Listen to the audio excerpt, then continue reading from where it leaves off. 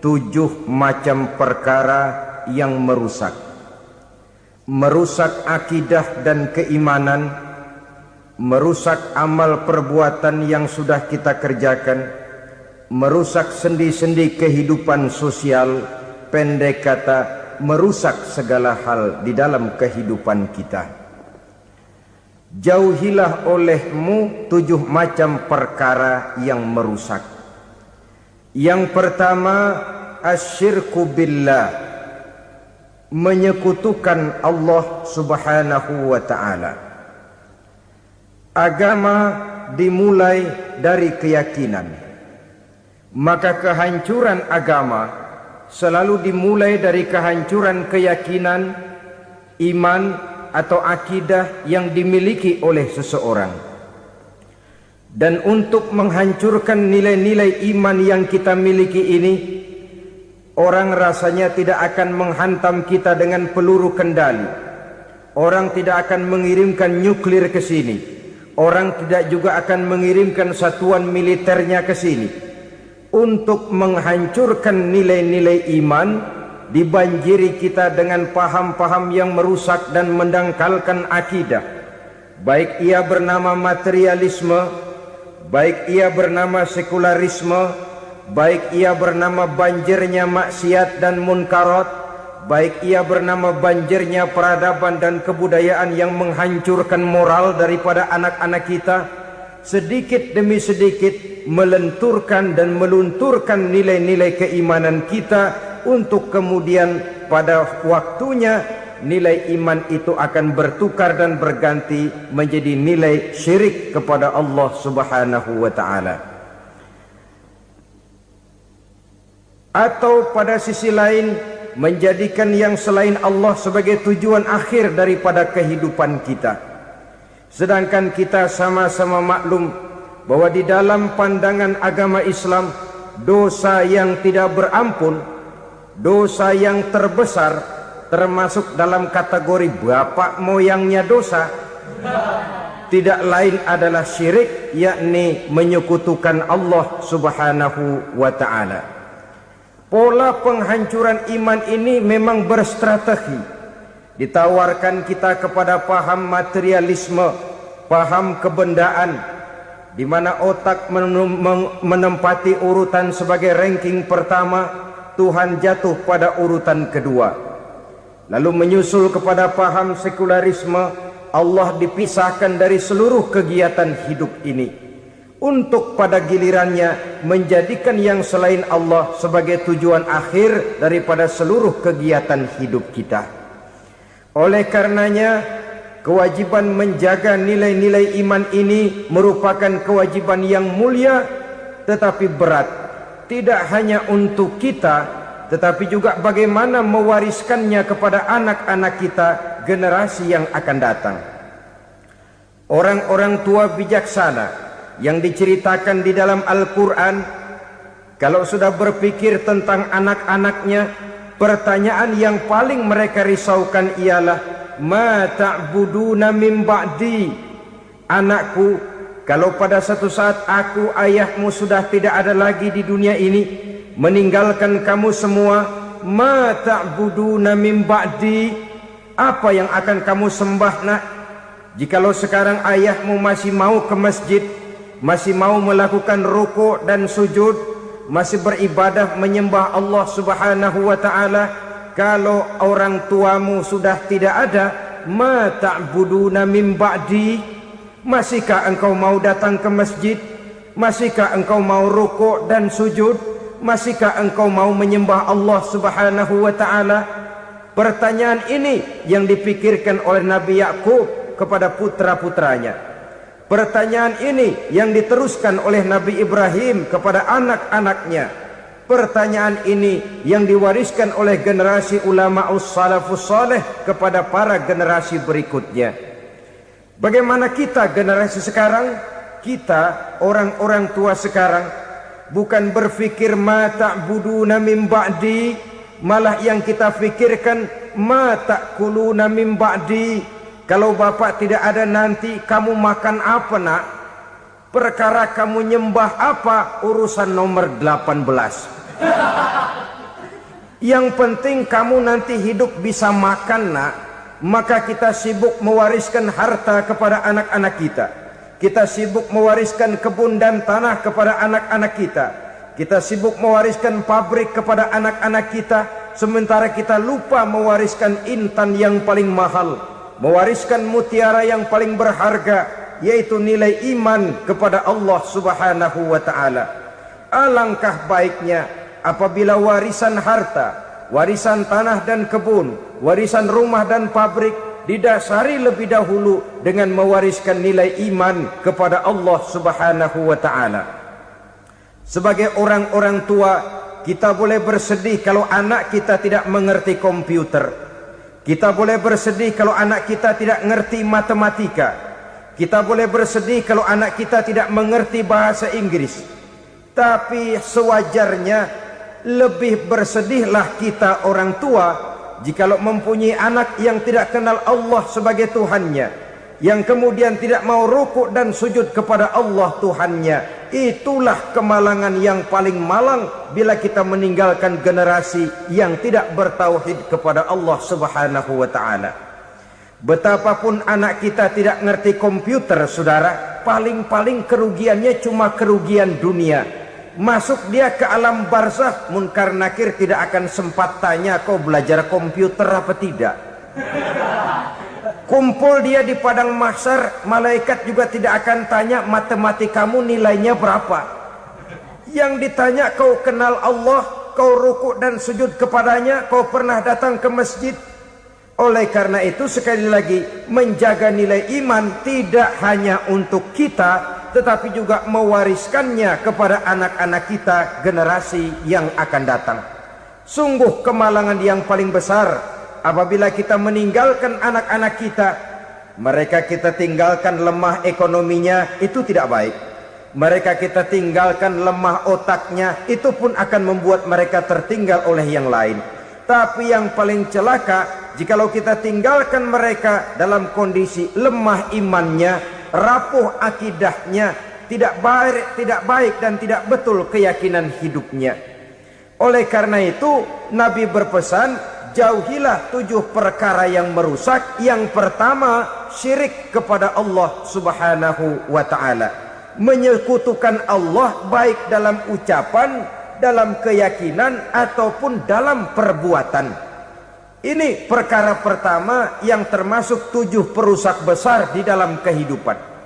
Kalau sudah jatuh kita ke lembah syirik, bagaimanapun banyak kebaikan yang kita kerjakan, berjiwa sosial, bertangan pemurah, gemar menolong orang lain, kalau memang dasarnya syirik, maka seluruh kebaikan kita akan hancur, tidak akan ada nilainya dalam pandangan Allah Subhanahu wa ta'ala. Dalam pandangan manusia mungkin kita dicatat sebagai orang sosial, gemar menolong orang lain, tidak berpangku tangan melihat orang yang mendapat kesulitan. Tapi oleh karena dasarnya syirik, dasarnya tidak mentauhidkan Allah, maka seluruh nilai kebaikan yang kita kerjakan tidak akan ada nilainya dalam pandangan Allah Subhanahu wa ta'ala. Maka jagalah iman kita, jangan sampai dihinggapi penyakit syirik yang bagaimana kecilnya sekalipun. Sekali lagi, baik syirik dalam bentuk ucapan, syirik dalam bentuk keyakinan, sampai kepada syirik dalam bentuk perbuatan, kita berhindar kepada sifat-sifat yang sedemikian itu. Karena apa? Dalam satu ayat Quran Allah Subhanahu wa ta'ala menjelaskan, innallaha la yaghfiru ayyushraka bih wa yaghfiru ma duna dzalika liman yasha. Allah tidak akan memberi ampun kepada orang-orang yang menyekutukannya, tapi Allah masih mau memberikan ampun kepada dosa-dosa yang selain itu bagi orang-orang yang dikehendakinya. Dosa selain syirik, apabila kita bertaubat, Allah masih mau mengampuni. Tapi kalau sudah jatuh ke tempat syirik, itu sudah dosa yang tidak berampun. Taubatnya tidak lain melepas syirik, kembali kepada tauhid, berkeyakinan bahwa hanya ada Allah Subhanahu wa ta'ala, Tuhan satu-satunya, yang lam yalid walam yulad walam yakul lahu kufuwan ahad. tidak beranak, tidak pula diperanakkan, dan tidak satupun yang dapat menyerupai Tuhan Allah Subhanahu wa ta'ala. Saudara-saudara kaum muslimin rahimakumullah, bahwa kita di zaman sekarang memang tidak menyembah berhala, ya. Bahwa kita tidak berterang-terangan mengatakan Tuhan lebih dari satu, memang. Bahwa kita tidak berkeyakinan Tuhan itu punya anak atau diperanakkan, tentu. Tapi dalam perbuatan dan i'tiqad kita kadang-kadang jatuh tanpa kita sadari ke tempat yang bernama syirik ini. Oleh karenanya, di zaman di mana teknologi makin canggih, di mana kemajuan pembangunan makin menjangkau berbagai aspek kehidupan, diperlukan keseimbangan antara kemajuan fisik material dengan kemajuan mental spiritual. Apabila tidak ada keseimbangan, yang terwujud tentulah kepincangan, yang diawali dengan pincangnya cara kita berpikir, sehingga pada akhirnya akan mengarah kepada pincangnya cara kita berbuat dan bertindak di dalam kehidupan kita. Oleh karena itu Nabi berpesan, jauhilah sifat syirik, karena syirik merupakan dosa yang teramat besar. Ini sifat merusak yang pertama. Yang kedua kata Nabi, wasihra, jauhilah sihir. Sihir ini juga termasuk perkara yang merusak kehidupan. Kita semua sama-sama maklum bahwa sihir sebenarnya bukan persoalan baru. Sejak sebelum datang Islam, sihir itu sudah ada. Di zaman Yunani kuno, sihir ada. Di zaman Mesir kuno, di zaman Cina kuno, dan yang lain-lain yang serba kuno, sihir itu sudah ada. Bahkan para nabi pun, para rasul yang diutus oleh Allah Subhanahu wa ta'ala, senantiasa berhadapan dengan ahli-ahli sihir untuk menguji kebenaran dari misi yang mereka bawa. Sihir adalah perbuatan di luar kebiasaan yang bisa dikerjakan oleh ahlinya dengan bantuan jin atau setan. Hukum mempelajari sihir adalah haram, mengamalkannya lebih haram lagi. Sebab itu saudara-saudara, sihir merupakan perbuatan merusak yang harus kita jauhi. Ciri-ciri daripada perbuatan sihir, pertama, ia mengandung tipuan, bayangan khayal. Di zaman Nabi Musa misalnya, orang melihat tambang-tambang itu seperti ular. Nabi Musa melayangkan tongkatnya menjadi ular-ular besar yang memakan ular-ular kecil ciptaan tukang-tukang sihir Fir'aun tadi. Lalu sihir bisa terjadi dengan bantuan jin kafir atau setan. Kemudian ciri yang ketiga, sifatnya halus dan tersembunyi. Taruh kata ada seorang ahli sihir yang mempergunakan ayat-ayat Quran sebagai jompa-jampe, sebagai baca-bacaan, itu cuma sekedar kedok. Tujuannya tidak lain menjadikan agama sebagai ketok untuk membenarkan cara yang dimurkai oleh Allah Subhanahu wa ta'ala. Satu hadis yang diriwayatkan oleh Imam Bazar dan Tabrani, Nabi berpesan, laisa minna man tatayyara lahu au takahhana au tukuhhina lahu au sahira lahu. Tidak termasuk ke dalam golonganku, kata Nabi. Tidak termasuk umatku. Siapa mereka? Man tatayyara lahu, orang yang bertatoyur.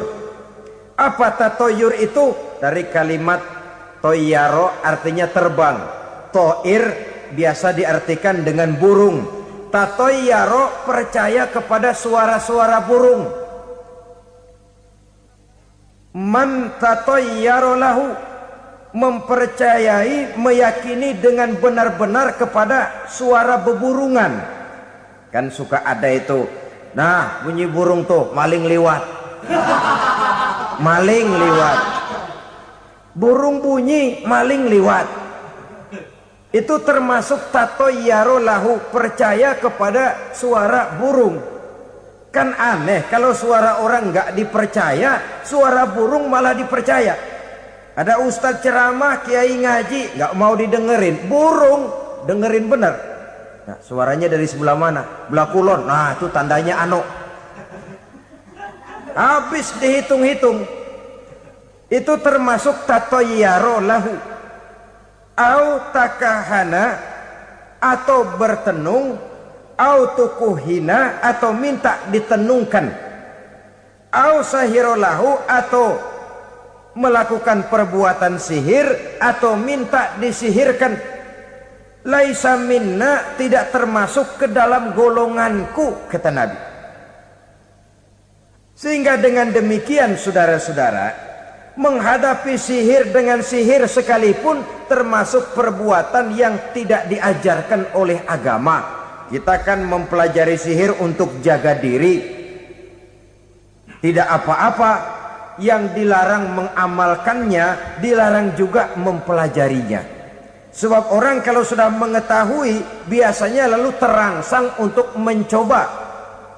Kalau percobaannya berhasil, biasanya terangsang untuk coba lagi dan coba lagi. Pada akhirnya ketagihan, lalu beralih menjadi profesi, apalagi itu nanti bisa mendatangkan hasil uang.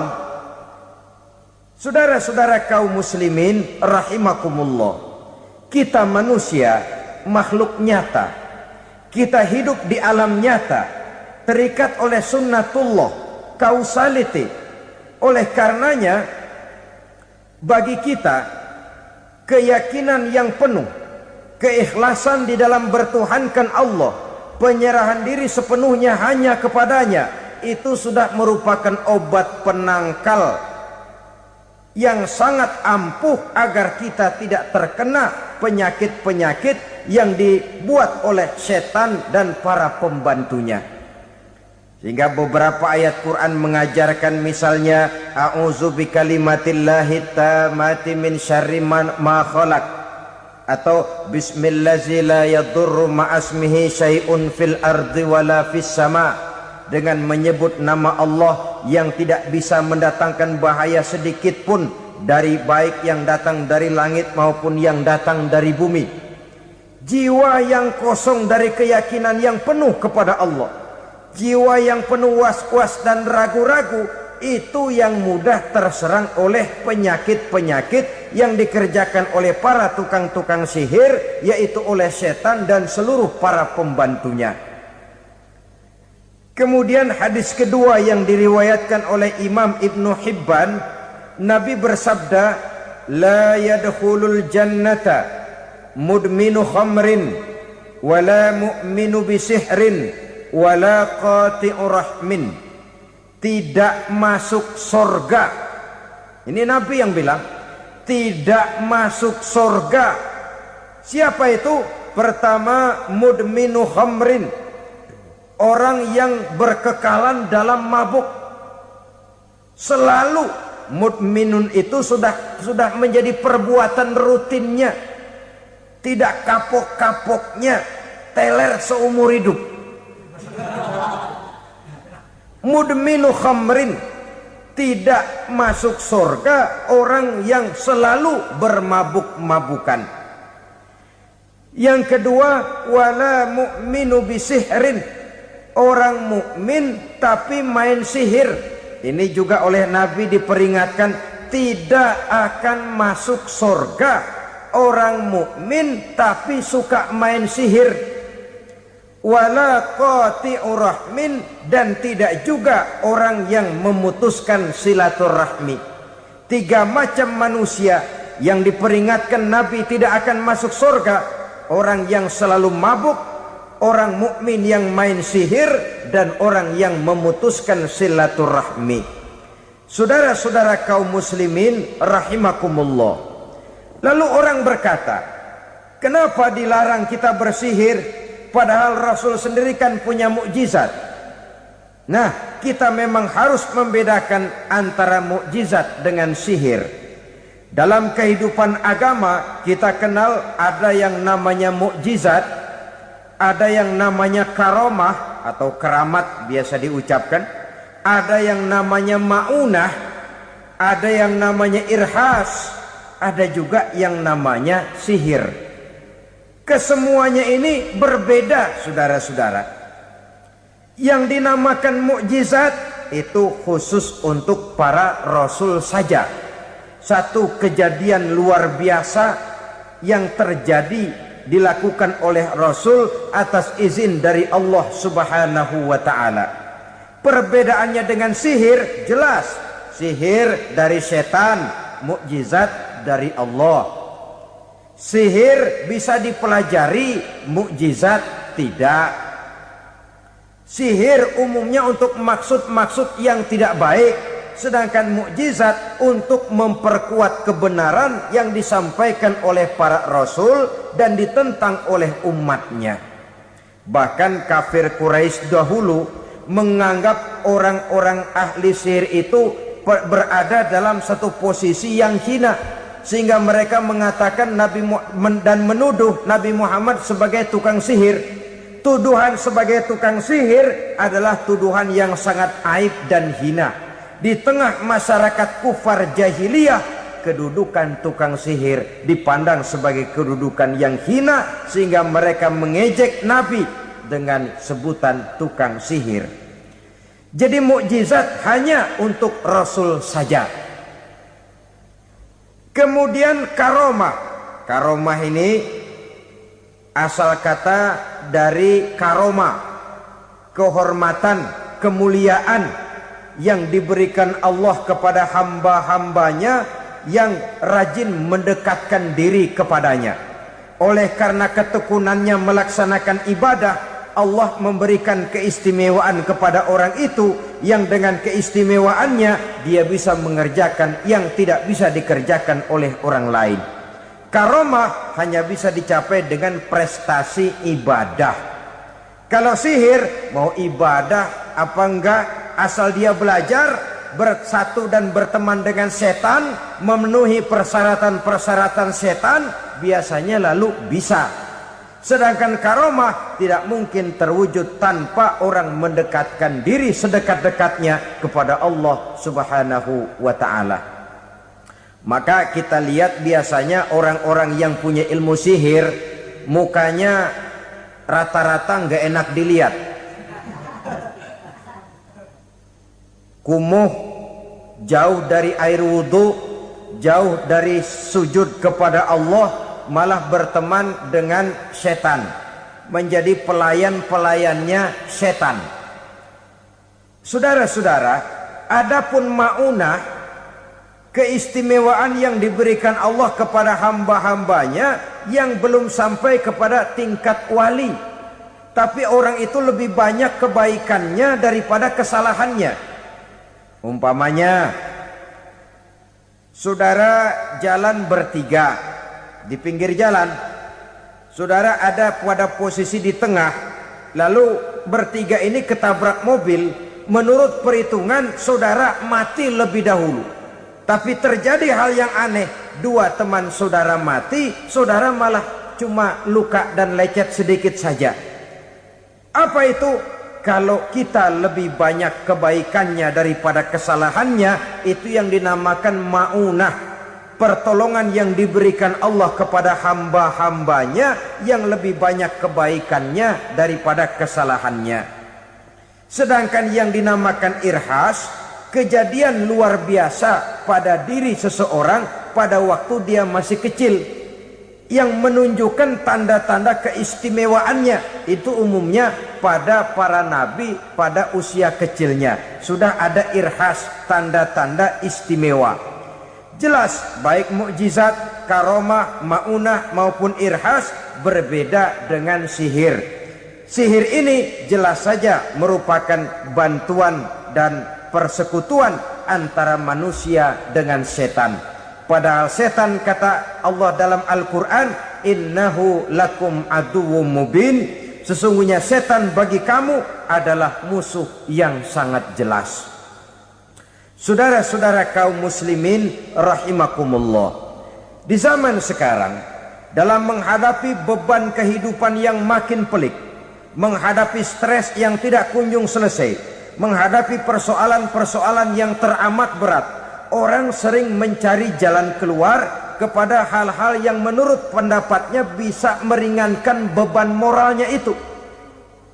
Pergilah dia mencari sesuatu yang dapat meringankan bebannya. Dan tidak jarang yang jatuh ke pangkuan tukang-tukang tenung, ke pangkuan tukang-tukang sihir, yang mereka itu oleh Quran dijelaskan kadzabal munajjimun walau sodaku.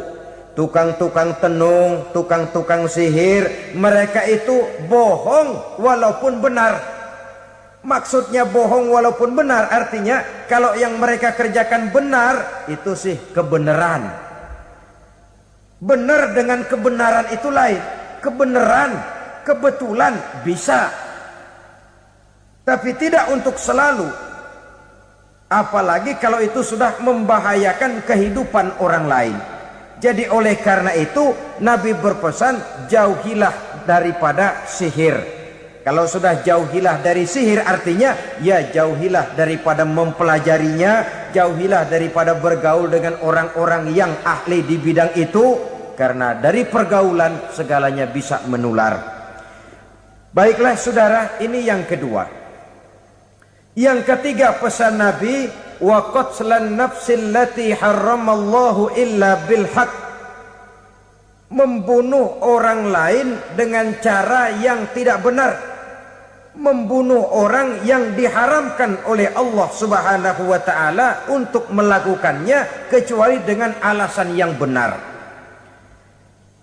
Kita tahu Islam adalah agama damai. Sesuai dengan namanya, ia tidak dikembangkan dengan pedang dan kekerasan. Ia dikembangkan dengan keteladanan dan tuntunan moral. Oleh karena Islam bukan agama kekerasan, Islam pun tidak mementingkan dan mengajarkan kekerasan kecuali dengan alasan yang benar dan bisa dipertanggungjawabkan.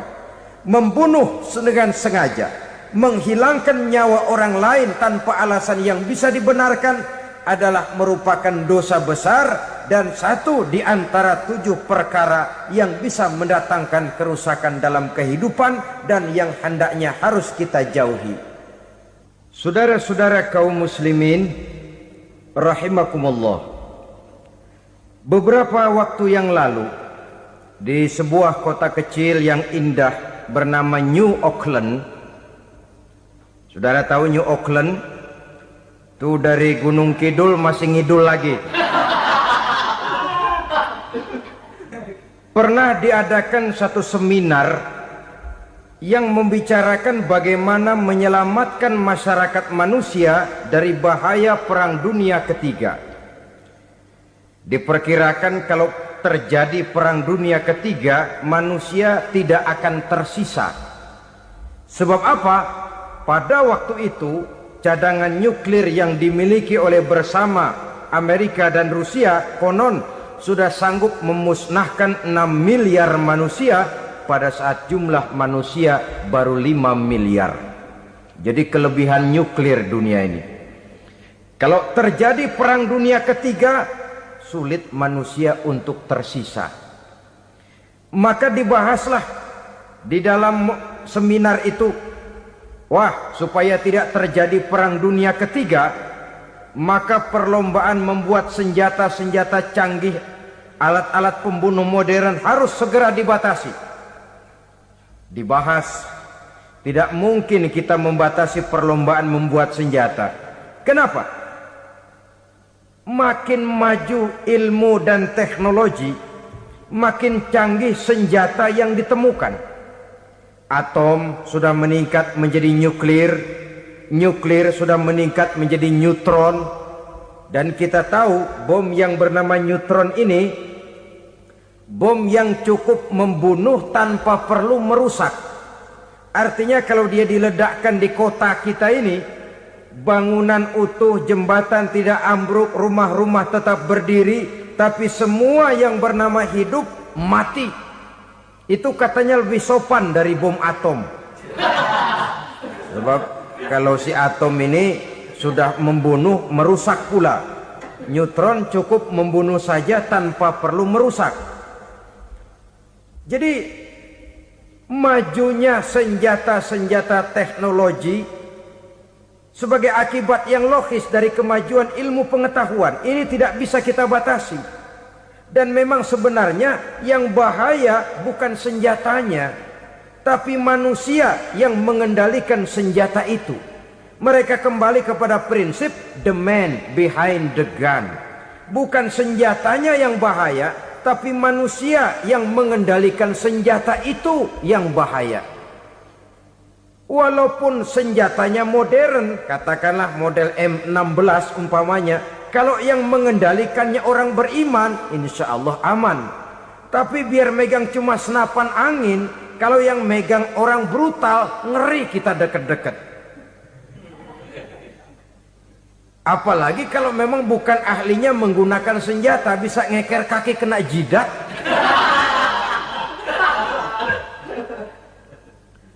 Mereka kembali kepada prinsip lama yang tetap baru. Bukan senjatanya yang harus dibatasi, manusia yang mengendalikan senjata itu yang perlu dibicarakan. Nah, kalau begitu, agar manusia tidak mempergunakan senjata sewenang-wenang, apa yang harus kita lakukan? Ya, manusianya harus bermoral.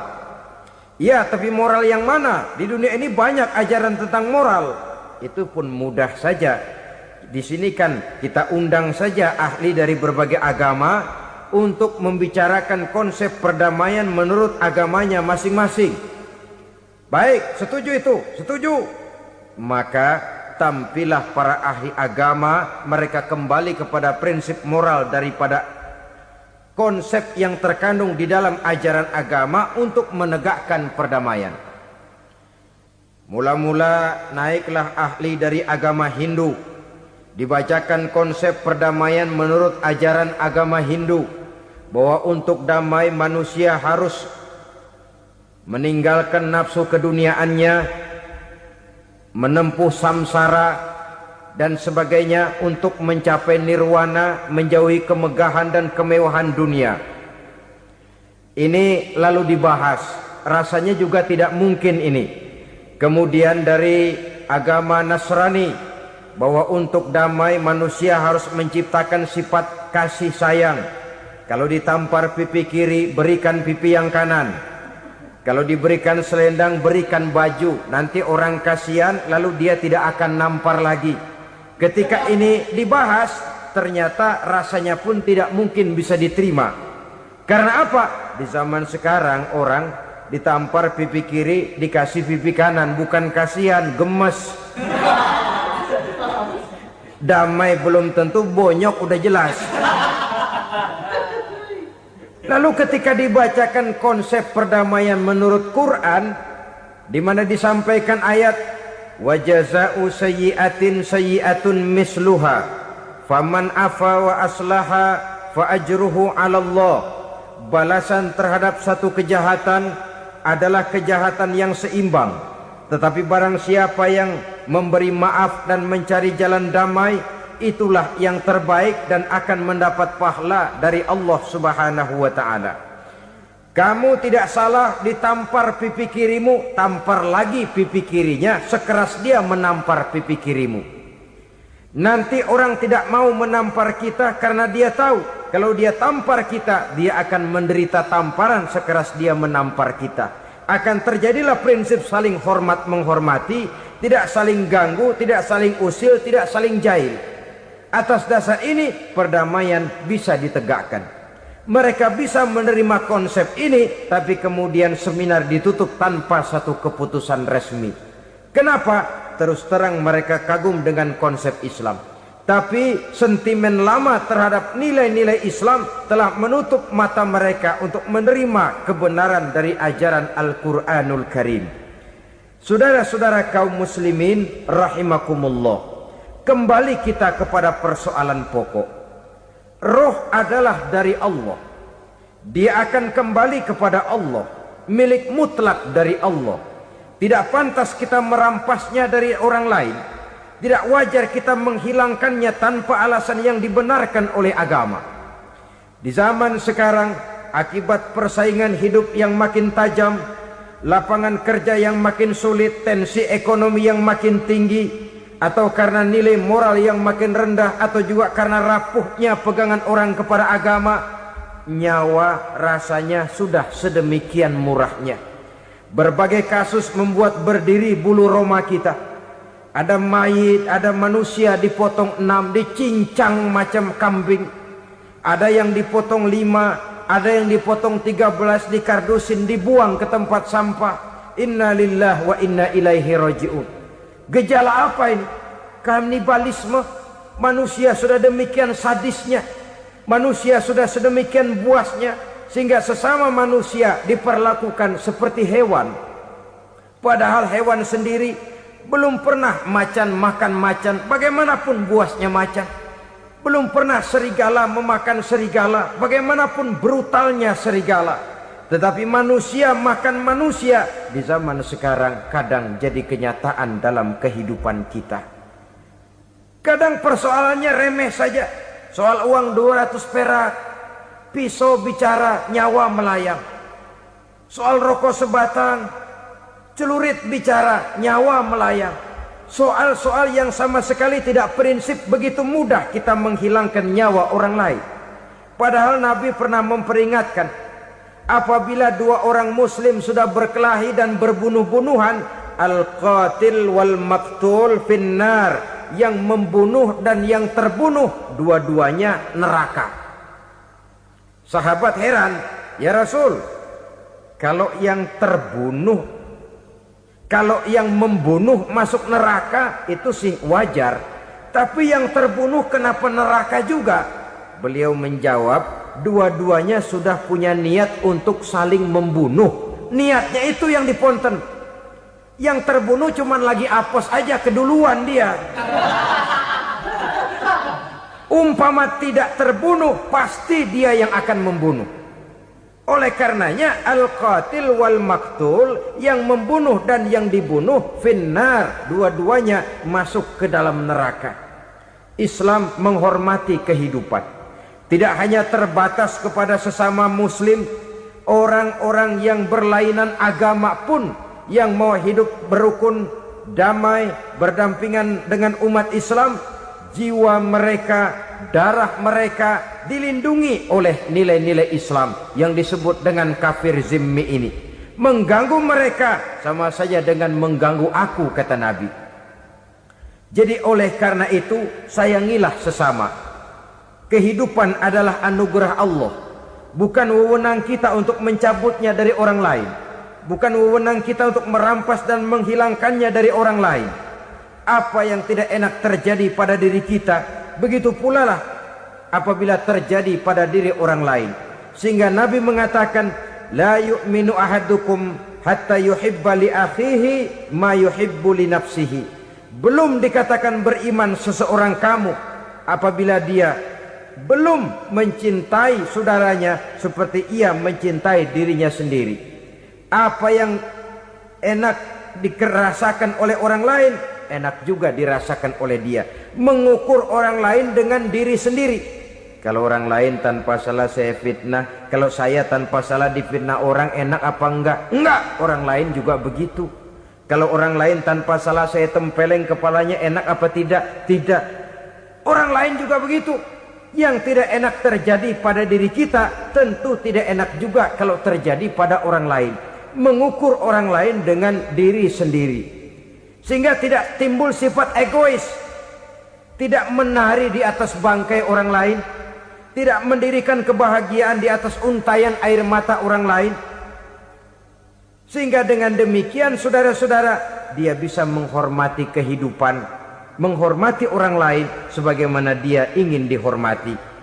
Inilah perbuatan ketiga yang merusak, membunuh orang lain dengan yang diharamkan Allah tanpa alasan yang benar. Yang ketiga. Kemudian yang keempat, perbuatan merusak wa aklar riba, makan riba. Hidup adalah tolong menolong. Bahasa kerennya take and give katanya. Saling memberi dan saling menerima. Nabi mengajarkan man kuraba kurbatan min kurabid dunya karaballahu lahu kurbatan min kurabi yaumal qiyamah. Wallahu fi aunil abdi madamal abdu fi auni akhihi. Siapa yang meringankan beban dari beban-beban yang dirita seseorang di dalam kehidupan dunia, Allah akan meringankan bebannya daripada beban-beban yang harus dipikulnya di hari kiamat nanti. Wallahu fi aunil abdi madamal abdu fi auni akhihi. Allah senantiasa akan menolong seorang hamba selama hamba itu masih mau menolong saudaranya. Allah selalu akan menolong seorang hamba selama hamba itu masih mau menolong saudaranya. Apabila kita sudah berpangku tangan terhadap kesulitan orang lain, biasanya pun pada saat kita mendapat kesulitan, kita akan sulit juga memperoleh pertolongan. Nah, riba alias renten, kedoknya adalah menolong orang, tapi sama juga bulu buntutnya dilepas, palanya dicekek. Menolong orang pada akhirnya menjadi beban bagi seseorang, dan memang mencari orang-orang yang berada dalam posisi kesulitan. Biasanya di daerah-daerah di mana musim paceklik jadi lapangan kerja sulit, sedangkan urusan perut tidak bisa ditunda, akhirnya orang terjebak ke dalam rentenir, ke dalam riba, ke dalam renten, bunga berbunga, sehingga satu saat jumlah bunganya bisa lebih besar dari jumlah pinjaman pokoknya. Kemudian kalau juga ternyata tidak bisa dibayar, rumah jadi taruhan. Memang rumah satu-satunya, begitu rumah ditarik mulain camping. Bukankah pada akhirnya akan mewariskan kesengsaraan? Oleh karena itu, kepada kita berusahalah jangan berhubungan dengan rentenir, jangan makan renten dan riba. Kepada mereka yang melaksanakan riba, walaupun mendatangkan keuntungan materi, tapi percayalah harta yang didapat dengan jalan riba tidak akan membawa keberkahan. Manakala tidak membawa keberkahan, dia tidak akan mendatangkan ketenangan di dalam kehidupan kita. Oleh karenanya, memakan harta riba termasuk perbuatan yang merusak sendi-sendi kehidupan sosial, merusak kehidupan orang lain, merusak kehidupan masyarakat, tetangga, pergaulan, dan sebagainya. Yang kelima, wa akla malil yatim, memakan harta anak yatim dengan cara yang zalim. Nih, memang lezat. Anak yatim itu nggak tahu urusan apa-apa. Kita diamanahkan untuk mengurusinya. Kadang-kadang dibentuklah panitia penyantunan yatim piatu. Yatimnya mah tetap kelaparan, panitianya yang pada gendut.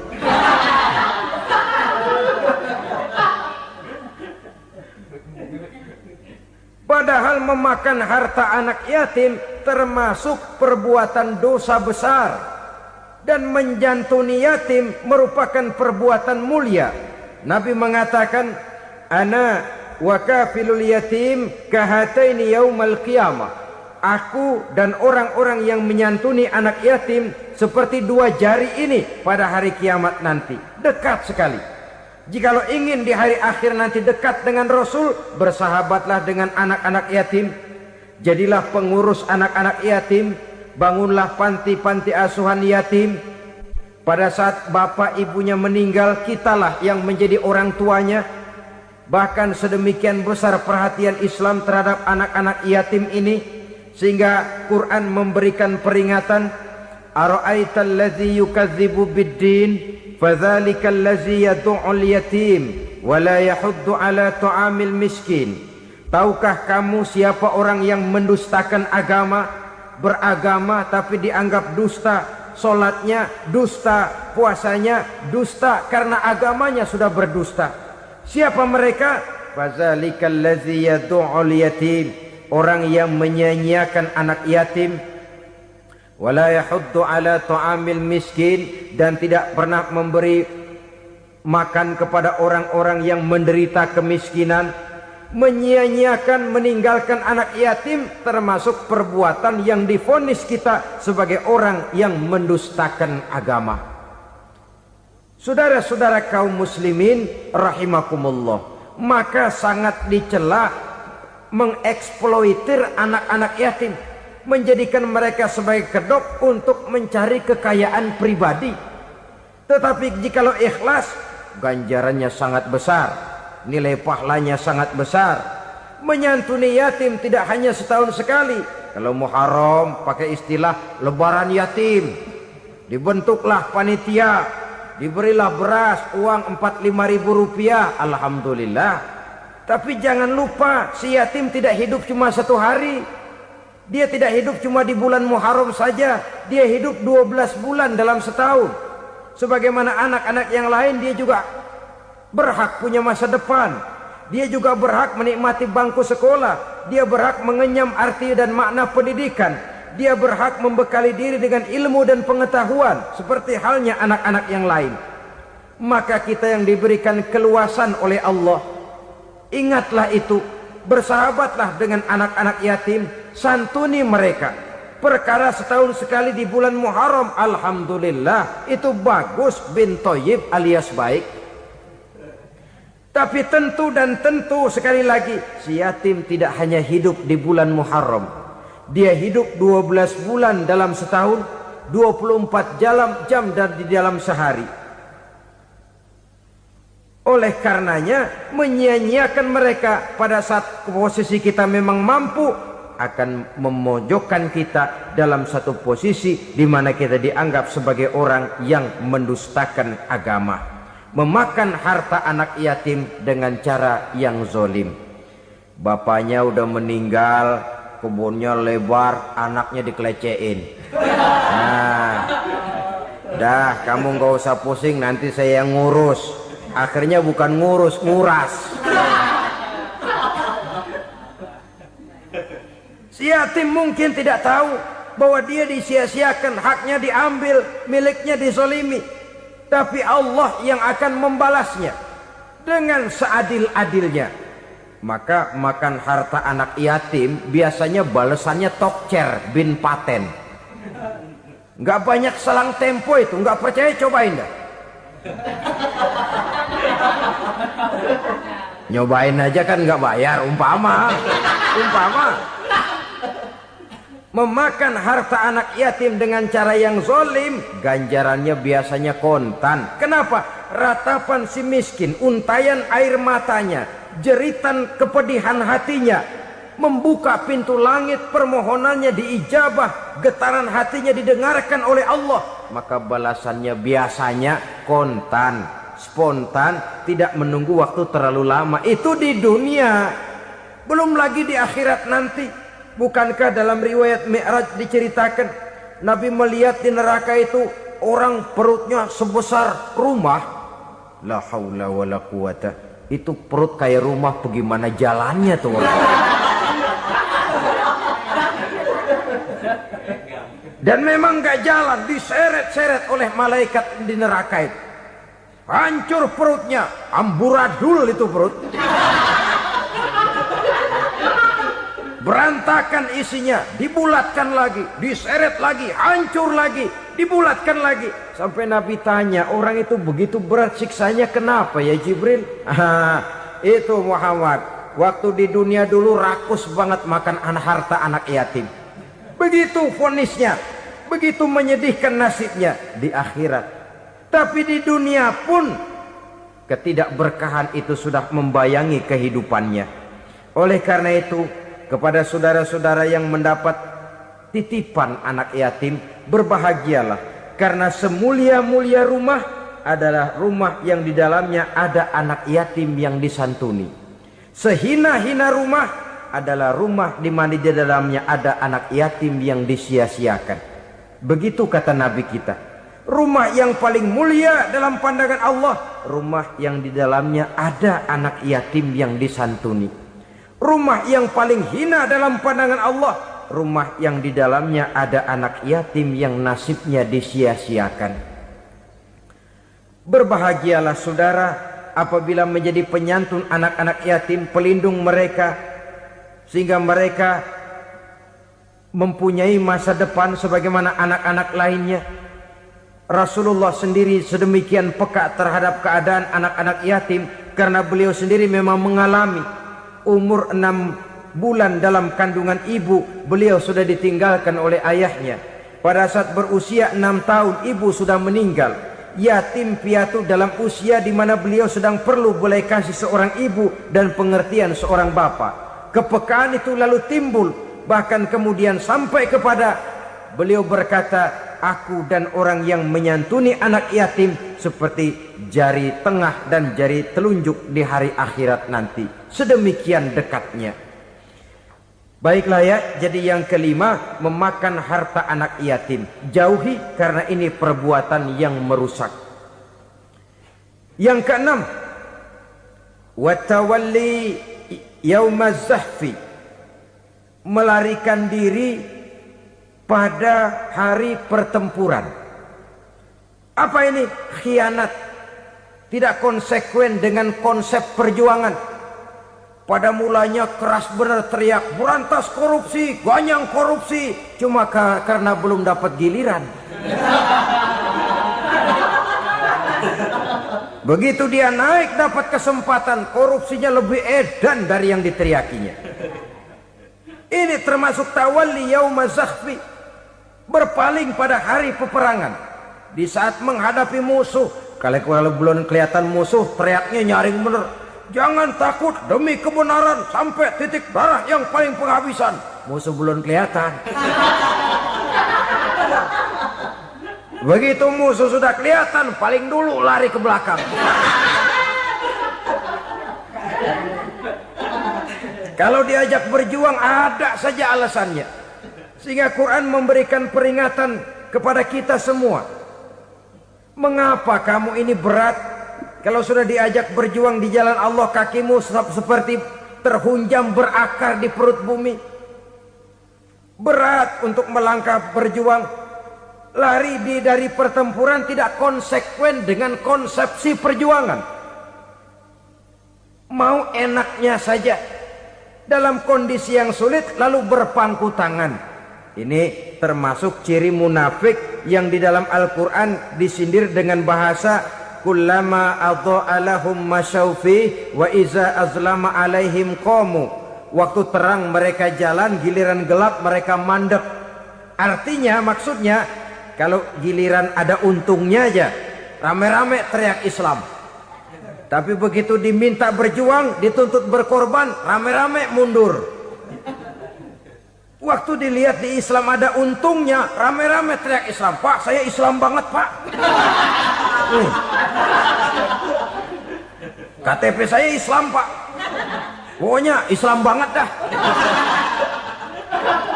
Tapi ketika diminta berjuang, dituntut sedikit berkorban, rame-rame mengundurkan diri. Tahun 65 PKI berontak. Waduh, waktu itu jadi orang Islam untung itu. Nggak dikejar-kejar, aman. Masjid rame, masjid, mobil-mobil mewah parkir di depan musola dan masjid. Kenapa? Waktu itu asal udah ke masjid aman. Islam selamat, untung. Tapi begitu keadaan aman, yang parkir di musola sepeda butut melulu.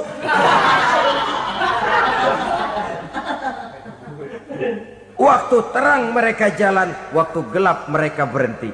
Dikala di Islam ada untungnya, baru wah Islam bagus, Islam hebat.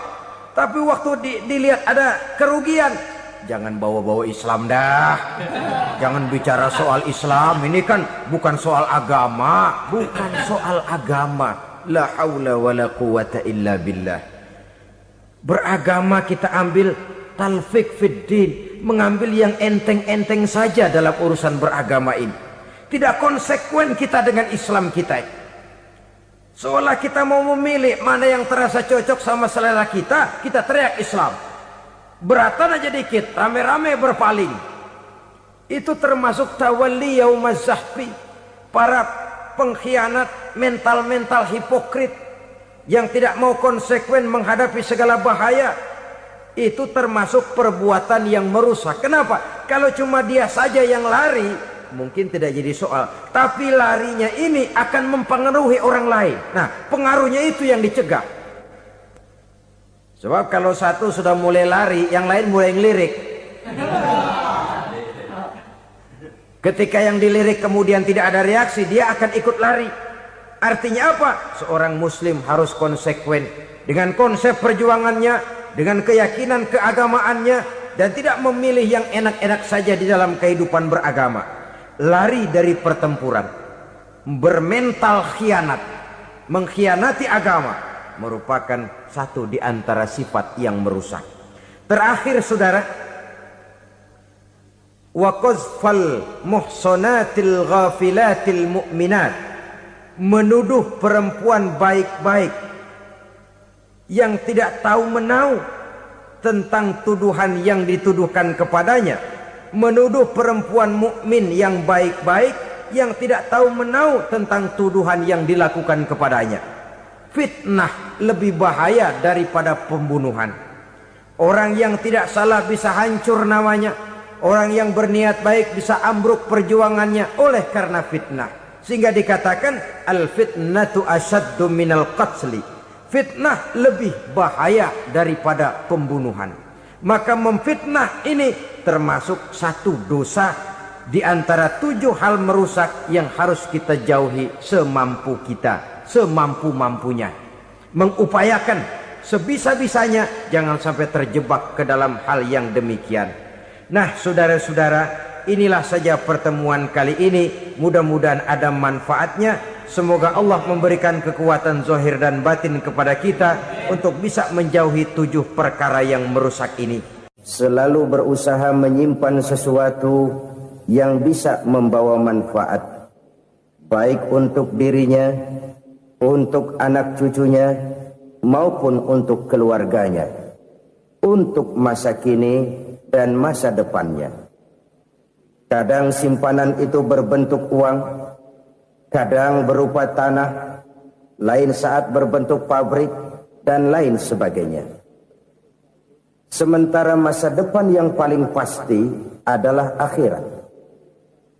Jika untuk masa depan dunia kita rela memeras keringat, membanting tulang, pergi pagi dan pulang petang, menyimpan uang, menyimpan tanah, menyimpan pabrik, pernahkah kita merenung jika satu saat kiamat datang, kita dibangkitkan dari kubur masing-masing, berdiri di padang mahsyar untuk mempertanggungjawabkan seluruh kegiatan hidup kita di dunia ini, lalu kita akan menuju ke alam akhirat.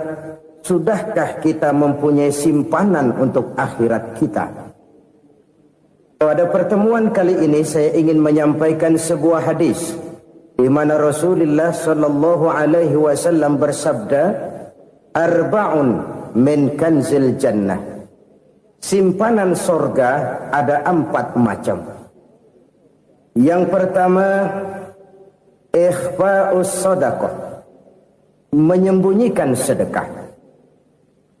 Saudara-saudara kaum muslimin, sebagaimana yang kita maklum bahwa Allah Subhanahu wa taala melebihkan sebagian rezeki dari kita terhadap yang lain. Ada yang kaya, ada yang setengah kaya, ada yang miskin, ada yang setengah miskin, dan selanjutnya. Ada yang gajinya kecil tapi penghasilannya gede. Ada yang penghasilannya gede tapi nggak punya gaji. Ada juga yang memang gajinya gede dan penghasilannya gede. Kelebihan rezeki merupakan sunnatullah dan tidak harus membuat kita merasa lebih dari yang lain. Bahkan sebaliknya, kelebihan itu harus membuat kita ringan tangan untuk menolong mereka yang memang memerlukan pertolongan. Kalau saudara diberikan ilmu, maka pertanyaan akhirat cuma satu: ilmumu kau amalkan untuk apa? Kalau saudara diberikan umur yang panjang, pengadilan akhirat juga bertanya satu: umurmu kau habiskan di mana?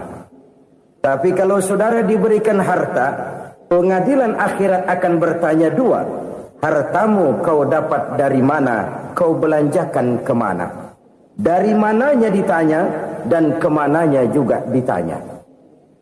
Oleh karena kita akan dimintakan pertanggungan jawab, maka amanah yang bernama harta ini harus kita gunakan dengan sebaik-baiknya. Ada penggunaan yang merupakan kewajiban, itu zakat namanya. Ada penggunaan yang sewaktu-waktu, itu infak namanya. Ada yang lebih sewaktu-waktu lagi, dan itu sedekah namanya. Zakat dia terikat oleh haul dan nisab, oleh putaran batas waktu dan ukuran dari harta itu sendiri. Sedangkan infak terikat oleh situasi dan kondisi perekonomian seseorang. Sedangkan sedekah tidak terikat dengan apapun. Dalam kondisi seperti apapun kita bisa melakukan sedekah dengan yang terkecil sekalipun. Sampai-sampai Rasulullah sallallahu alaihi wasallam mengajarkan, la tahqiranna minal ma'rufi syai'an walau an talqa akhaka biwajhin talik. Atau ada hadis, tabassumuka fi wajhi akhika laka sedekah. Senyumanmu kepada temanmu adalah sedekah. Jadi untuk melakukan sedekah tidak harus dalam berbentuk uang. Dengan ilmu kita bisa sedekah. Dengan tenaga kita bisa bersedekah, dengan pikiran kita bisa bersedekah, bahkan senyum kepada teman itu pun sedekah. Jadi kalau sedekah dengan uang memang belum punya uang, nyengir aja banyakin. Itu asal pada tempatnya, jangan lalu ketemu tiang listrik cengengesan. Tentu tidak pada tempatnya dan tidak wajar. Nah, sedekah yang paling dicintai Allah adalah sedekah yang disembunyikan. Artinya jauh dari sifat riya. Kan kadang-kadang ada orang sedekah itu disebutkan namanya. Apa tidak bagus? Kalau memang niatnya ikhlas, ya bagus-bagus saja. Untuk memberikan sugesti kepada yang lain. Di Fulan bin Fulan nyumbang sekian, diumumkan. Boleh kalau niatnya untuk memberikan rangsangan kepada yang lain supaya dia menyumbang lebih besar dari orang tadi.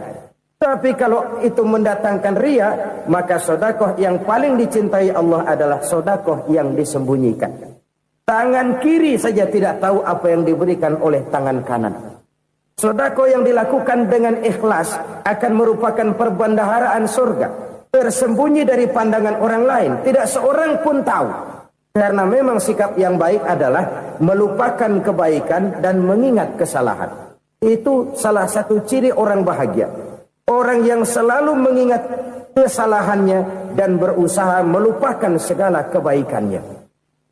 Kalau dia akan berada kebaikan, dia tidak bisa ikut, dia merasa rugi karena dia merasa belum pernah berbuat baik. Tapi kalau akan melakukan kesalahan baru, dia ingat kesalahan yang sudah-sudah, sehingga terhalang baginya untuk melakukan satu kesalahan baru. Demikianlah saudara-saudara, bahwa Allah melebihkan rizki sebagian kita dari yang lain, agar terjadi tolong-menolong dalam kehidupan ini. Jadi kesenjangan yang nature, kesenjangan yang alami, itu sunnatullah. Ada yang kaya, ada yang miskin, ada yang kelas menengah. Nah, kenapa lalu sekarang kita berusaha mengentaskan kemiskinan? Oleh karena adanya kesenjangan struktural. Kalau yang kaya bisa semakin kaya, kenapa yang miskin tidak bisa naik jadi ikut sedikit kaya? Sebab pada dasarnya Islam adalah agama yang sejak turunnya sudah berupaya memerangi kemiskinan. Bahkan dikatakan kemiskinan itu mendekatkan kepada kekufuran. Orang kalau miskin udah dekat banget sama kafir. Gampang menjadi kafir. Berapa banyak saudara-saudara kita yang oleh karena soal perut, oleh karena soal materi, terpaksa meninggalkan dan menanggalkan akidahnya. Menjual petunjuk yang diberikan Allah dengan kesenangan dunia yang cuma sebentar ini. Na'udzubillah, thumma na'udzubillah. Jadi makin kita sembunyikan satu sedekah, semakin banyak perbendaharaan kita di surga. Sedekah yang paling dicintai Allah adalah sedekah yang disembunyikan. Malahan ada seorang sufi, dia punya kebiasaan kalau pergi sholat Jumat dia bawa uang, itu uang dia taruh di bawah tikar masjid. Dia niat sedekah kepada siapa saja yang nemuin itu duit. Maksudnya apa? Supaya yang nemuin nggak tahu siapa yang punya duit. Demikian dia saking ingin menyembunyikan sedekahnya.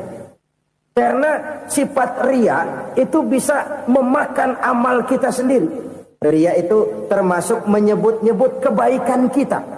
Orang yang suka nepuk dada, sedikit-sedikit ngitungnya kalau nggak gua. Oh, kalau nggak gua tuh yang belah situ, kalau nggak gua. Iya, kalau nggak lu kenapa emang?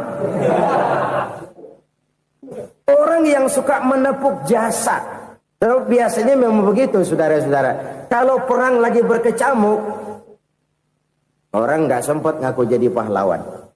Tapi begitu perang selesai, yang kagak kenal bedil ngaku pahlawan, mas. Itu sesuatu yang biasa. Oleh karenanya, orang-orang yang ikhlas dalam bersedekah, disembunyikannya sedekah itu, Allah cinta betul. Malahan ada hadis memberikan jaminan, inna sadaqatal mar'il muslimi tazidu fil umri wa tadfa'u mitatas su'i. Sesungguhnya sedekahnya seorang mukmin tazidu fil umri, bisa menambah umur panjang. Wa tadfa'u mitatas su'i, dan menyelamatkan manusia dari mati secara su'ul khatimah. Jadi siapa yang kepengen panjang umur, banyaklah sedekah. Yang bosan hidup, pelit terus. Sedekah menambah panjang umur dan menyelamatkan manusia dari mati secara su'ul khatimah. Pak, katanya umur itu nggak bisa ditambah, nggak bisa dikurangin. Kapan? Kalau ajal sudah datang. Wa idza jaa ajaluhum la yastakhiruna sa'atan wa la yastaqdimun. Kalau ajal datang tidak bisa dimajukan, tidak bisa dimundurkan. Itu kalau ajal sudah datang. Tidak bisa lagi umur ditambah dikurangi, sudah datang. Tapi kalau belum datang, itu kan haknya Allah. Mau ditambah, mau dikurangi, hak prerogatif Allah. Sebagai pencipta manusia, Allah Maha Kuasa dan Maha Mampu. Sedekah ini menambah panjang umur dan menyelamatkan manusia dari mati secara su'ul khatimah. Orang mati kan sama ya, kondisinya mati, nggak nafas. Tapi hakikat mati kan lain-lain. Ada yang mati itu husnul khatimah, baik akhirnya. Misalnya lagi ngaji mati, lagi sholat mati, lagi sedekah mati. Ini yang dinamakan dengan husnul khatimah, baik di akhirnya. Sebaliknya ada yang su'ul khatimah, jelek di akhirnya. Ini yang jadi catatan akhir. Lagi nyekek botol, mampus. Lagi banting kartu, modar. Su'ul khatimah, jelek pada akhirnya. Sedekah menyelamatkan manusia dari mati secara su'ul khatimah. Dan kita semua kepengen mendapat husnul khatimah, jauh dari su'ul khatimah. Oleh sebab itu yang bisa menyelamatkan kita dari penyakit itu antara lain adalah sedekah yang disembunyikan. Yang dikerjakan dengan ikhlas karena Allah. Tidak karena kepengen dipuji orang. Tidak karena ingin dikatakan orang pemurah. Sebab orang dermawan itu orang yang memberi tanpa harus diminta. Kalau masih harus diminta, ya belum dermawan namanya. Masih harus diminta. Kalau nggak diminta ya tulus. Lolos, polos. Saudara-saudara kaum muslimin rahimakumullah. Harta adalah amanat dan akan kita pertanggungjawabkan. Allah melebihkan rizki sebagian kita dari yang lain agar kita saling tolong menolong. Bantu membantu. Nabi janjikan siapa yang meringankan beban saudaranya muslim di dunia, Allah akan meringankan bebannya di akhirat nanti. Sebuah jaminan dari baginda Nabi. Si orang yang kita bantu barangkali tidak bisa membalas, Allah yang akan membalas lewat jalan lain yang tidak pernah kita sangka-sangka. Ada orang tanya, Pak, ini ada orang nyumbang masjid sambil marah-marah, bagaimana? Saya bilang sumbangannya aja ambil, marahnya jangan. Marahnya jangan diambil, itu urusan dia. Saudara-saudara kaum muslimin rahimakumullah. Umat Islam ini kan umat yang punya potensi besar. Kadang kita merenung, kenapa kadang-kadang pembangunan masjid kok lambat sekali? Kalau hotel hari ini peletakan pertama, bulan depan peresmian. Supermarket hari ini peletakan batu pertama, minggu depan peresmian. Tapi kalau sudah yang namanya masjid, kadang-kadang peletakan batu pertama sekaligus jadi batu terakhir. 3 tahun, 4 tahun, campur nebar jalak di jalanan, duit dijaring kayak ikan sepat. Apa tidak ada orang Islam yang kaya? Banyak. Apa tidak ada pengusaha muslim yang jadi konglomerat? Ada. Lalu yang belum banyak itu yang komit terhadap nilai-nilai agamanya. Akhirnya kita jatuh jadi umat yang lemah. Belum ada pengusaha konglomerat muslim buka pabrik supermi cap beduk misalnya umpamanya atau pabrik kecap cap sorban supaya identitas keislamannya sedikit kelihatan. Kita jatuh jadi umat yang lemah karena potensi tidak terinventarisir dengan baik. Kita ini ibarat kompor yang cuma matengin nasi orang lain. Potensi kita dimanfaatkan oleh orang lain. Ukhuwah Islamiyah kita baru terbatas kepada silaturahmi. Ukhuwah di bidang ekonomi kita lemah. Ukhuwah di bidang kebudayaan kita lemah. Apalagi ukhuwah di bidang politik kita lebih rapuh lagi. Padahal ukhuwah itu adalah totalitas kehidupan manusia. Menyangkut ipolek sosbud. Memerlukan nilai-nilai ukhuwah. Jadi oleh karena itu mari kita menyadari, di dalam harta kita, walaupun kita yang cari, pergi pagi, pulang sore, peras keringat, banting tulang, di sana ada harta anak yatim. Di sana ada hak masjid, di sana ada hak pesantren, di sana ada hak jihad. Berbahagialah seseorang apabila dia oleh Allah dijadikan keran. Keran itu menyimpan air, tapi tidak untuk dirinya, tapi disalurkannya kepada mereka yang memang memerlukannya. Saudara-saudara kaum muslimin rahimakumullah, ini yang pertama. Jadi perbendaharaan surga adalah menyembunyikan sedekah. Orang lain nggak tahu, kita pun nggak pernah ngitung-ngitung. Kita anggap lewat begitu saja, padahal itu deposit akhirat. Satu. Yang kedua, perbendaharaan surga itu apa? Wa kitmanul musibah, menyembunyikan kesulitan. Kadang orang takut menghadapi kesulitan. Tapi makin kita merenung, hidup ini kan sebenarnya urusan. Takut sama urusan ya jangan hidup. Tandanya orang hidup itu kalau punya urusan. Urusan melupakan problem, problem sering menimbulkan kesulitan. Kesulitan bukan untuk ditakuti, tapi untuk diatasi dan dicarikan jalan keluarnya. Siapa sih orangnya yang nggak pernah sulit-sulit? Makin tinggi status sosialnya, makin gede urusannya. Makin tinggi kualitas imannya, makin berat tingkat kesulitannya. Cuma memang yang namanya enak itu seperti pelangi. Biang lala itu nggak pernah di atas kepala kita, di atas kepala orang melulu. Lo sih enak lo, kata kita. Dia juga bilang yang enak kan lo. Pelangi itu nggak pernah di atas kepala kita. Kata tukang beca, aduh enak ya naik Mercy. Kata tukang beca, apa yang di dalam mobil Mercy? Aduh enak bener tukang beca, di jok ngeringkuk ngorok pulas bener. Saya kamar pakai AC sejuk, tempat tidur sutra, empuk, alga, spring bed, kulak kulik nggak bisa pulas kalau belum minum Valium, belum tidur. Enak bener tukang beca, di jok ngorok nggak tahu wetan kulon.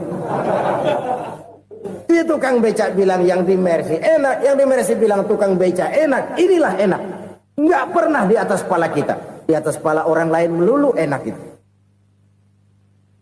Nah, saudara-saudara, yang merupakan perbendaharaan surga itu orang yang bisa menyembunyikan kesulitan, baik pribadi ataupun rumah tangga. Nih terutama rumah tangga yang jadi soalnya. Kadang-kadang kita ini kalau senang, sebaliknya kalau senang kita diam, kalem aja, cuek. Banyak banget duit kita bawaan, diam aja udah. Malah ketemu orang takut. Tapi begitu susah, sekampung tahu. Padahal Nabi mengajarkan perbendaharaan surga itu menyembunyikan musibah, menyembunyikan kesulitan. Kalau enak, cerita sama orang-orang. Kalau nggak enak, rasain sendiri, tekan sendiri, atasin sendiri. Kita kan sebaliknya. Senang kita diam, asal lagi susah, paling tidak kita nyari teman buat cerita kesusahan. Siapa orangnya yang nggak pernah susah? Cuma soalnya bagaimana kita mengatasi kesusahan itu sendiri. Begitu juga misalnya kalau orang sudah berumah tangga, itu orang tuanya harus menjadi tempat dia cerita yang enak-enak saja. Yang nggak enak rasain berdua, selesaikan berdua, atasin berdua. Jangan dibalik. Asal senang diam, giliran susah saja. Maknya laporan. Terbalik. Bisa menjaga security informasi. Maka nama bayam keluar diam. Malah seluitan. Enak amat lo makan daging ayam. Security informasi. Saudara-saudara kaum muslimin rahimakumullah. Ujian yang terberat itu yang pernah diberikan kepada para nabi, para rasul, para aulia, para ulama. Makin tinggi keimanan, makin berat bentuk kesulitan. Ayo saya kemukakan satu contoh saja. Ada seorang nabi yang kaya, nabi kaya, namanya Nabi Ayub. Iblis kalau orang begini kan keki, ibadahnya rajin, kaya. Nih yang kayak begini susah digodain. Kalau ibadahnya rajin, miskin, kali bisa disogok. Sini imannya mantap, ibadahnya rajin, kaya, nabi lagi. Tapi namanya iblis nggak kurang akal. Laporan, Tuhan, kenapa Les? Ya ini bahasa saya, bahasa Qurannya sih nggak gitu. Itu hambamu yang namanya Ayub, dia rajin ibadah cuma karena dikasih kaya aja. Coba kasih miskin dia, berhenti dia sembahyang. Ah, kamu bisa aja. Saya tahu Ayub itu hambaku yang ikhlas. Saya buktiin Tuhan, silahkan. Dibuktiinlah, iblis turun ke alamin. Yang mula-mula dia lakukan, dia rusak sawah ladang Nabi Ayub. Dia binasakan binatang ternak Nabi Ayub. Sehingga dalam waktu singkat, jatuhlah Nabi Ayub dari orang paling kaya jadi orang paling miskin. Beliau masih ibadah di mihrab dalam masjid. Datang iblis. Saudara Ayub, ya, lagi ngapain? Ibadah. Nyembah Allah, nyembah Allah. Oh, percuma. Kenapa? Tuhan yang ente sembah nih, dia udah bikin miskin ente. Sawah ladang ente hancur lebur, binatang ternak binasa. Sekarang ente jadi orang paling miskin. Ngapain nyembah Tuhan kayak begitu? Tekor. Udah berhenti dah ibadah, berhenti ibadah. Ini iblis sama Tuhan laporannya lain, yang dikerjakan kepada Nabi Ayub juga lain. Benar begitu iblis kata Nabi Ayub? Iya. Sawah ladang saya habis, buras. Binatang ternak saya binasa, binasa. Saya miskin, bangpak. Apa jawab Nabi Ayub? Bukan innalillahi, ini hebat. Alhamdulillahillazi a'tani wa akhza minni. Segala puji bagi Allah yang telah memberikan harta kepada saya dan sekarang mengambilnya lagi. Alhamdulillah. Allah yang ngasih, Allah yang ambil. Itu mah urusan Allah. Iblis cuman ibadah jalan terus, sujud lagi Nabi Ayub. Iblis seleher gondok banget. Dasar Nabi nggak mempan dia apa-apain. Miskin malah alhamdulillah. Allah yang ngasih, Allah yang ambil. Jadi kalau kita tidak komit, kita tidak terikat kepada kaya, miskin, senang, susah, apa yang bisa bikin kita susah? Jadikan kekayaan, kemiskinan, jadikan senang, susah sebagai anak buah yang bisa kita atur. Jangan kekayaan ngatur kita, jangan kemiskinan ngatur kita. Kita yang harus mengatur mereka. Senang, susah, kaya, miskin, bahagia, sengsara, jadikan itu anak buah yang bisa kita atur. Kalau sekarang kita kaya, lain saat boleh jadi kita miskin, semiskin-miskinnya. Allah yang ngasih, Allah yang ngambil. Tenaga mana yang bisa menghalangi? Ibadah jalan terus. Iblis makin gondok. Dasar Nabi loh. Akhirnya apa? Nabi Ayub dikerjain, diberikan penyakit. Demikian fatal penyakitnya. Bayangin, udah miskin sakit. Masya Allah. Miskin sakit. Sakitnya nggak lama, kira-kira 16 tahun. Istrinya 3, 2 mental minta ceraiin. Ngerawatin laki bengek begini. Senang belum tentu, susah udah pasti nih. Cerai aja, cerai dah. Cerai. Tinggal satu Siti Rahmah yang setia menemani beliau. Sesetia-setianya hati perempuan. Satu saat Siti Rahmah bilang, "Bang, iya, abang kan Nabi, Bang. Lalu, namanya Nabi kan doanya jarang meleset, Bang. Maksud kamu minta kenapa sih sama Tuhan biar abang sembuh baik dah, Bang?" Siti Rahmah, iya. Saya sakit berapa tahun sih dah? 16 tahun, Bang.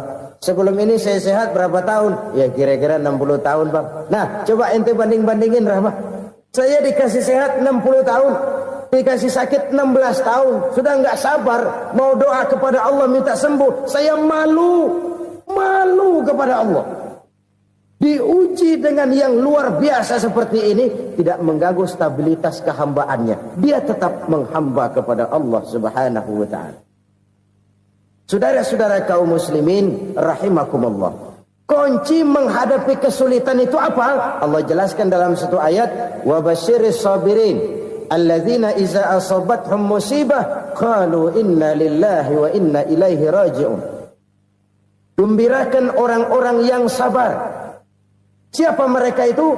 Yang apabila mendapat musibah mereka kembali kepada keyakinan dasar.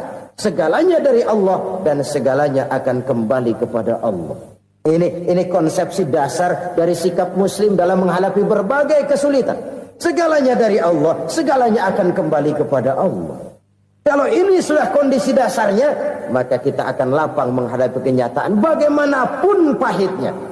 Apakah itu namanya miskin? Apakah itu namanya sakit? Bahkan maut sekalipun. Segalanya dari Allah, segalanya akan kembali kepada Allah. Ini sikap hidup, bukan sekedar ucapan. Kita kadang-kadang menjadikannya sebagai ucapan. Mulutnya sehingga berhenti, innalillahi wa inna ilaihi raji'un, tapi nangisnya terus gerung-gerungan. Bukan itu, ini kesadaran moral. Kalau segalanya dari Allah, segalanya kembali kepada Allah, kan sebenarnya cuma nunggu giliran. Hari ini saya nyembayangin dia, entah hari apa saya disembayangin orang. Hari ini saya antar dia ke kubur, entah hari apa orang nganterin saya ke kubur. Hari ini saya tahlilkan dia, entah nanti kapan orang tahlilkan saya. Segalanya dari Allah, segalanya akan kembali juga kepada Allah. Oleh sebab itu saudara-saudara, kesulitan bukan untuk ditakuti. Kesulitan justru untuk diatasi, dicarikan jalan keluarnya. Dan tidak ada orang yang tidak pernah mendapat kesulitan. Tidak ada. Semakin tinggi status sosial, semakin tinggi kualitas keimanan, semakin besar juga tingkat kesulitan. Hanya saja bagaimana cara kita mengatasinya. Dan Al-Quran menyatakan, innama al-usri yusra. Di balik kesulitan itu pasti ada kemudahan. Roda itu berputar. Karena itu Rasulullah sallallahu alaihi wasallam mengingatkan kepada kita, ta'arraf ila Allah fir raha ya'rifka fis syiddah. Ingatlah kepada Allah di waktu kamu senang, supaya Allah ingat kepada kamu di waktu kamu susah. Kalau waktu senang kita ingat kepada Allah, kita susah, Allah tidak akan meninggalkan kita. Tapi kalau waktu senang kita jauh dari Allah, sujud tidak sempat, dengan masjid jauh, ketika senang kita lupakan Allah. Nanti begitu kita susah, Allah lupakan kita. Dan itu menyakitkan. Oleh karena itu orang-orang tua kita dulu bilang, kalau lagi sehat ingat-ingat lu bakal sakit nanti. Kalau lagi kaya ingat-ingat satu saat kita bakal jatuh miskin. Bahkan kalau lagi muda ingat-ingat kita bakal tua. Dan yang terpenting, kalau lagi hidup ingat-ingat kita bakal mati. Saudara-saudara kaum muslimin rahimakumullah. Jadi yang kedua yang merupakan perbendaharaan surga, menyembunyikan musibah. Saudara-saudara kaum muslimin rahimakumullah. Hal ketiga yang merupakan perbendaharaan surga adalah wasilaturrahmi. Orang yang suka bersilaturahmi. Sebagaimana yang kita maklum bahwa manusia adalah makhluk yang disebut zon politika. Makhluk sosial yang tidak mungkin hidup sendiri-sendiri. Betapa dan siapapun kita memerlukan orang lain. Bodoh betul manusia kalau tinggal di tengah masyarakat tapi tidak mau bermasyarakat. Merasa hebat sendiri, pintar sendiri, gagah sendiri, kaya sendiri. Mungkin kalau mati juga ngubur sendiri. Jangankan kita di sini. Di sorga saja Nabi Adam waktu sendirian bengong melulu, mondar mandir. Allah tegur dalam sepidang. Ini kalau bahasa saya. Iya Tuhan, sepi ini nggak ada coret-corekan pisan ini. Diciptakan Siti Hawa baru anteng Nabi Adam. Itu di sorga. Cobalah. Umpamanya saudara tinggal di Jakarta nih. Kayak bener. Apaan aja di Jakarta punya saudara dah. Pembuatan Semanggi ambil. Monas, Buntel bawa pulang. Hotel-hotel ambil semua. Cuman tinggal di Jakarta sendirian. Apa enaknya? Betapa dan siapapun kita perlu orang lain. Tidak ada seorang pun yang bisa memenuhi kebutuhan hidupnya secara sendiri-sendiri. Nah, Islam telah menyelamatkan manusia dari ras diskriminasi. Mengikat manusia dengan persaudaraan yang berlandaskan kepada akidah. Karena itu dianjurkan bersilaturahmi. Bahkan Nabi menyatakan, Man arada ayyubsata lahu fi rizkihi wa yunsa'a fi atharihi falyasil rahimah. Siapa yang kepengen diluaskan rezekinya dan dipanjangkan usianya, banyaklah ia bersilaturahmi. Siapa yang kepengen dimudahkan rezekinya, hendaknya ia banyak bersilaturahmi. Kalau banyak teman, kesulitan kan paling tidak ada tempat cerita. Udah susah, sendirian kita pikirin diri, nggak ada tempat tukar pikiran. Cepet banget sama bengek. Dilawan sendiri. Nah, secara makro kita bisa berkata, tidak mungkin ada kemenangan kalau tidak ada kekuatan. Tidak ada kekuatan kalau tidak ada kesatuan dan persatuan. Tidak mungkin ada kesatuan dan persatuan tanpa semangat silaturahmi. Kalau umat Islam mau menang, dia harus kuat. Kalau umat Islam mau kuat, dia harus bersatu. Kalau umat Islam mau bersatu, dia harus membudayakan silaturahmi ini. Bahkan sampai kata Nabi, kalau bisa cari nilai tambah. Apa? Silman qata'ak. Bersilaturahmilah kau kepada orang yang marah denganmu. Masya Allah, indahnya ajaran agama kita. Orang yang marah pun kepada kita, kata Nabi, kalau bisa bersilaturahmilah kepadanya. Kepada orang yang marah itu. Di situ nilai tambah. Cuman jujur nih hadis, ngucapinnya gampang, ngamalinnya yang berat banget. Orang marah sama kita disuruh silaturahmi, ada apa malu? Lu marah, ada gua marahan lagi. Tunggu pikirin. Saudara-saudara kaum muslimin rahimakumullah. Tapi ini yang diajarkan, bahkan ini yang dicontohkan oleh baginda Rasul. Bagaimana begitu mudah, misalnya satu saat Abu Jahal ini ngatur strategi